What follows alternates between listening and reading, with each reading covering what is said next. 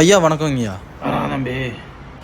ஐயா உங்களுடைய இந்த வயசுலையும் பார்க்க கொஞ்சம் வயசானவங்களா இருந்தாலும் தோல் சுருக்கம் இல்லாமல் இந்த வயசுலையும் இவ்வளோ எனர்ஜெட்டிக்காக இருக்கிற காரணம் என்னன்னு தெரிஞ்சுக்கலாமா? இதற்கான சீக்கிரம் சொன்னீங்கன்னா மக்கள் இதுக்காக தெரிஞ்சுக்குவாங்க. ஐயா கொஞ்சம் சொல்லலாமா? இந்த இடத்துல இந்த பதிவை நான் சொல்லி ஆக வேண்டிய கட்டாயத்துக்கு வந்துட்டேன். என்னோடய 67 வயசு வரைக்கும் முடி இவ்வளோ தூரம் இருக்கிறதுக்கும் தாடி இருக்கிறதுக்கும் முக்கியமான காரணமே டாக்டர் செக்காட்டியோட எண்ணெய் நெய் பொருட்கள் யூஸ் பண்ணுறதுக்கு தான். எங்களோட அந்த காலத்தில் வந்து பார்த்திங்கன்னா எங்கேயோ வெயிலில் போயிட்டு வந்தாலுமே 50 கிராம் எள்ளு எடுத்து வாயில் அமுக்குன்னு போட்டு மென்னுக்குவோம்.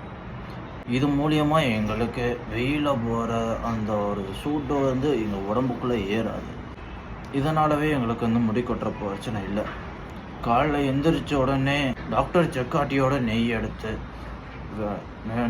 நெருப்பில் வச்சு அதை ராவாக குடிப்போம்.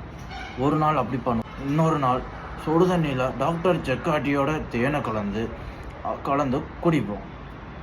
இது செய்கிறனாலையும் எந்த வயசுலையும் எங்களுக்கு இந்த ஆரோக்கியமும் தோல் சுருக்கம் பாருங்க, தோல் சுருக்கம் இல்லாமையும் இருக்கும்.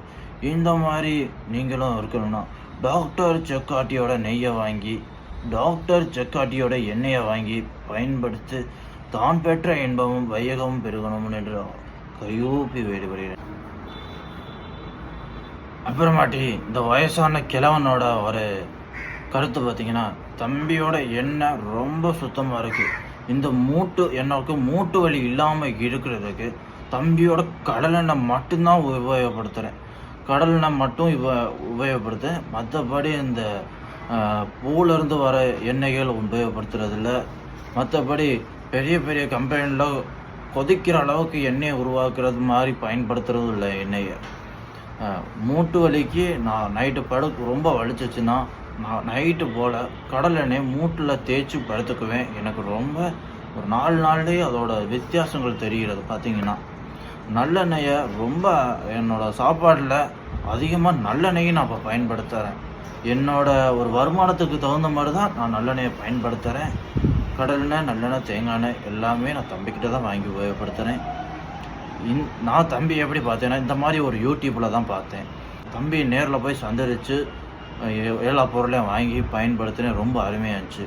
இந்த மாதிரி உங்களோட ஃபீட்பேக் யாரும் கொடுக்கணுன்னா, இந்த கெட்டப்பில் இல்லை, உங்களோட ஃபீட்பேக் யாரும் கொடுக்கணுன்னா தம்பியை தாராளமாக கான்டாக்ட் பண்ணி நீங்கள் உங்களோட கருத்துக்களை தெரிவு செய்யலாம். தம்பி, நீ ஜெயிப்பியா தோப்பியான்னு எனக்கு தெரியாதுப்பா.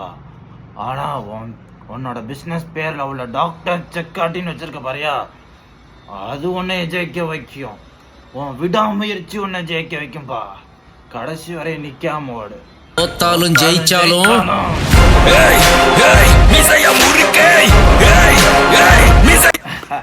என்னோட இந்த வயசுலையும் என்னோட பல்லு இவ்வளோ வெள்ளையாக இருக்கிற காரணம் டெய்லியும் காலையில் நல்லெண்ணெயில் ஆயில் புல்லிங் பண்ணி துப்பிடுவேன். இதை நீங்களும் செய்யலாம். டெய்லியும் காலையில் ஆயில் புல்லிங் பண்ணுற மூலியமாக நிறையா நன்மைகள் இருக்குது. அதை நான் சொல்லி நீங்கள் தெரிஞ்சுக்க வேண்டிய அவசியம் இல்லை. நீங்களே ரிசர்ச் பண்ணாதான் உங்களுக்கு அந்த அருமை தெரியும். அதாவது மனுஷன் ஒவ்வொன்றத்தையும் தேடுற மூலியமாக தான் அனுபவம் அடைகிறான். அதனால நீங்களாக தேடுங்க. ஆயில் புல்லிங் பண்ணால் என்ன நன்மைகள், ஈருக்கு என்ன நன்மை, பல்லுக்கு என்ன நன்மை, உடலுக்கு என்ன நன்மை, வயிற்றுக்கு என்ன நன்மை தேடுங்க. வாரத்துக்கு ஒரு மாதிரி எண்ணெய் தேய்ச்சி குளிக்கும் பழக்கத்தை உங்கள் குழந்தைகளுக்கு நீங்கள் சொல்லிக் கொடுங்கள். சொல்லிக் கொடுக்க மறந்து விட்டார்கள். தீபாவளிக்கு மட்டும் எண்ணெய் வச்சு குளிப்பது பழக்கமல்ல. வாரத்தில் ஒரு நாள் தினமும் காலையில் குளிக்கும் முன் ஒரு சின்ன டிப் சொல்றேன். தினமும் காலையில் குளிக்கும் முன் வீட்டில் உள்ள பொம்பளைங்களுக்கு தேங்காய் எண்ணெயை மூஞ்சில தடவிட்டு குளிச்சாங்கன்னா ஸ்கின் இன்னும் பிரைட்டாக மாறும், ரொம்ப சாஃப்டாக இருக்கும். இது இந்த வயசான தாத்தாவோட ஒரு சின்ன டிப்ஸு, ஃபாலோ பண்ணிக்கங்க. அது தலைவேற இருக்குது, எப்படி வாஷ் பண்ண போறேன்னு தெரியல. அப்புறம் ஒரு முக்கியமான பதிவு, முன்பக்கம் முடி இருக்குன்னு என்னோட நண்பர்களை யாரையும் நான் புரிய வச்சு சொல்லலப்பா, மன்னிச்சுக்கப்பா. நன்றி, வணக்கம்.